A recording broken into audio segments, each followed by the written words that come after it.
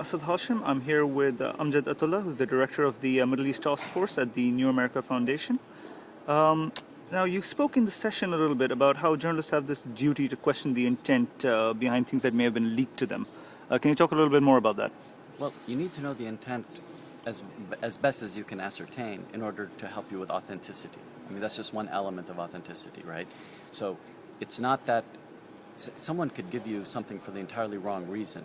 You know, it might be because they're angry with their boss and they want to get back at the boss, etc. But they decide to show you information that the boss is a murderer. Mm-hmm. Well, that's news. That's something that you need to report. That's something that you need to go with. But you need to understand why things are happening now in this age of YouTube and Twitter and Facebook. There's a lot of electronic transmission of information in which it may be impossible to know who the authors are.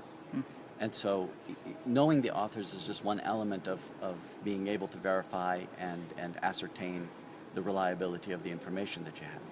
Right, and but where's the gray area? Because if, let's say that, as you say, it's your obviously the journalistic duty to ascertain what the intent is behind any given leak. But let's say that it becomes clear that a leak has been given with a certain agenda, but there's content in that leak that's deemed to be, the public good. Is that what the ultimate test is then? Yes. The ultimate test is whether it's news. The ultimate test is whether there's a violation of the public trust, whether there's a violation of law, whether there is something that would fall under the duty of under the right of the people to know.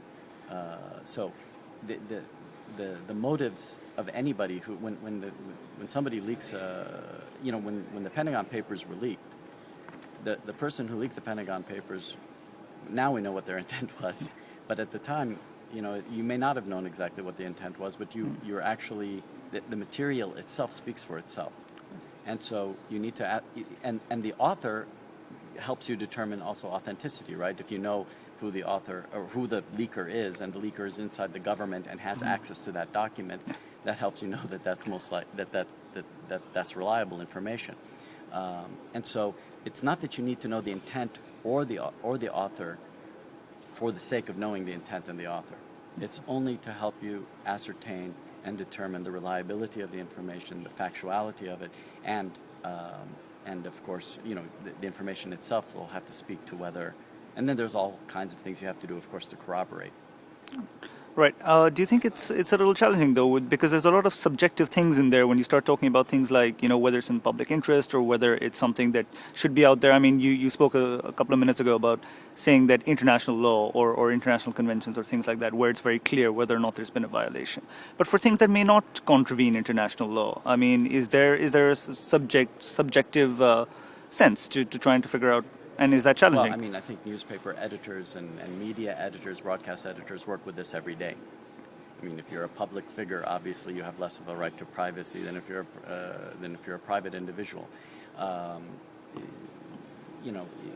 If you have a bunch of emails between two employees, if somebody gives you emails between two employees who are having an affair in a company, right? Well, that's not news, and the intent, regardless of what the intent of the person who gave it to you, that's not news, and that's not something that you're going to deal with. Now, if somebody has given WikiLeaks documents from a particular bank that shows financial malfeasance, that's news, and it doesn't really matter what the intent of the person who gave you the information was. Sure. Mr. Atallah, thank you so much for taking the time. Thank you.